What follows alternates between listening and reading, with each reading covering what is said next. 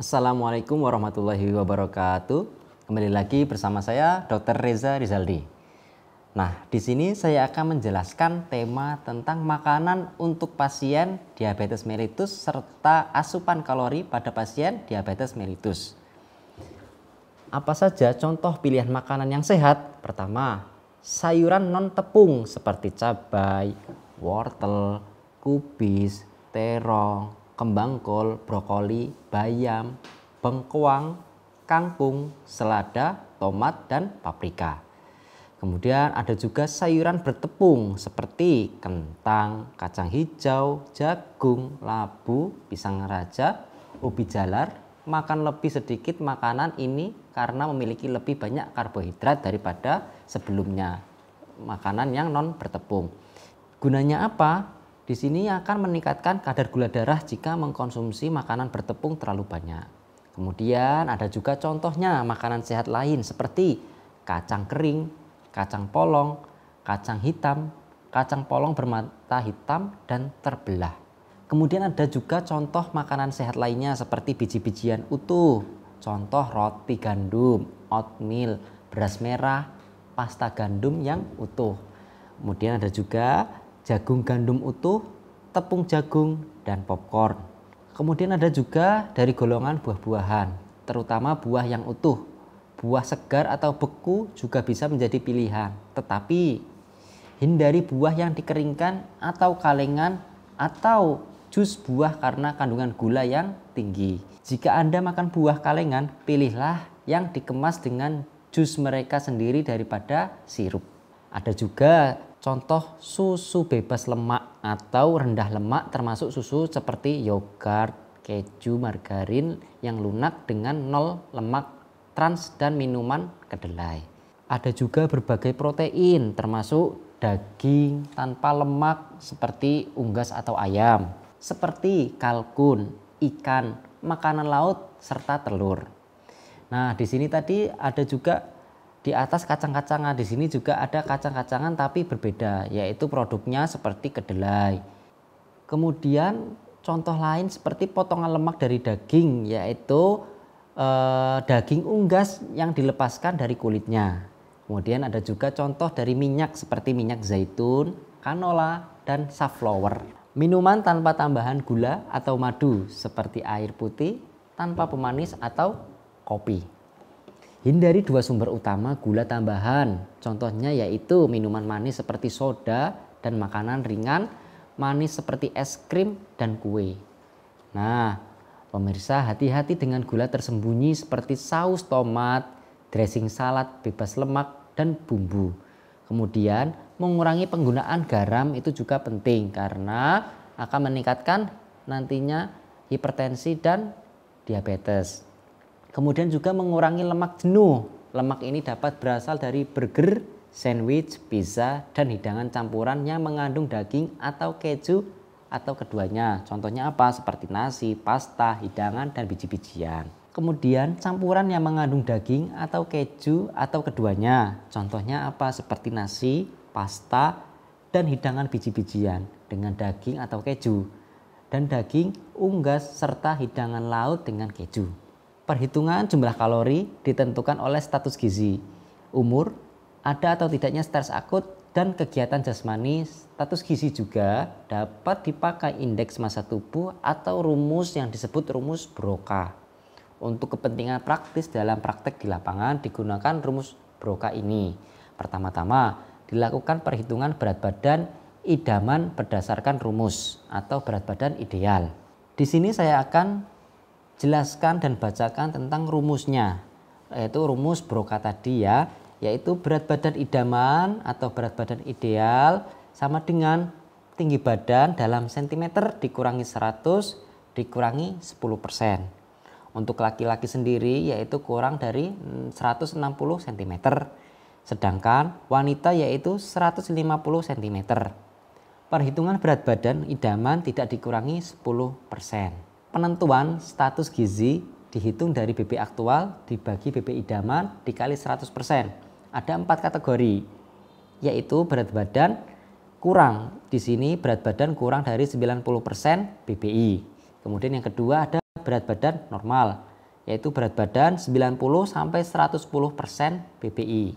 Kemudian yang ketiga, berat badan lebih, yaitu berat badan 110 dikurangi 120% BBI. Dan keempat, yaitu gemuk. Di sini berat badan lebih dari 120% BBI. Penentuan kebutuhan kalori per hari ada beberapa kategori. Yang pertama, yaitu kebutuhan basal. Laki-laki dan wanita berbeda. Laki-laki yaitu berat badan idaman dalam kilogram dikali 30 kalori. Sedangkan wanita berat badan idaman atau ideal dalam kilogram dikali 25 kalori. Kemudian yang kedua, koreksi atau penyesuaian. Di sini ada umur di atas 40 tahun yaitu dibagi minus 5%. Yaitu aktivitas ringan seperti contoh duduk-duduk, nonton televisi dan lain-lain itu dibagi plus 10%. Kemudian ada aktivitas sedang yaitu seperti contoh kerja kantoran, ibu rumah tangga, perawat, dokter itu dibagi plus 20%. Sedangkan ada aktivitas berat seperti olahragawan, tukang becak dan lain-lain itu dibagi plus 30%. Jadi berat badan gemuk dibagi minus 20%, berat badan lebih dibagi minus 10%, berat badan kurus dibagi plus 20%. Kemudian yang ketiga, stres metabolik. Seperti contoh apa? Infeksi, operasi, stroke dan lain-lain dibagi plus 10 sampai 30%. Kemudian yang keempat, kehamilan trimester pertama dan kedua itu di jumlah 300 kalori.